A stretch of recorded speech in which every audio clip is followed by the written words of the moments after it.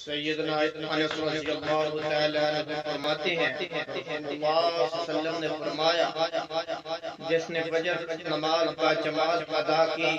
پھر اپنی جگہ پہ بیٹھا رہا، اللہ کا ذکر کرتا رہا، اللہ کو مناتا رہا یہاں تک کہ سورج نکل آیا، نکلنے کے بعد پھر وہ اٹھتا ہے، 2 رکعت نماز ادا کرتا ہے، اللہ کے یہاں جھکتا ہے، اللہ پاک کو مناتا ہے، تو سیدنا انس رضی اللہ تعالی عنہ فرماتے ہیں کہ رسول اللہ صلی اللہ علیہ وسلم نے فرمایا اس کو حج اور عمرے کا ثواب عطا کر دیا جاتا ہے، اور فرماتے ہیں کہ نبی صلی اللہ علیہ وسلم نے فرمایا اس کو پورا عطا کیا جاتا ہے، پورا دے دیا جاتا ہے، پورا ملتا ہے اس کو،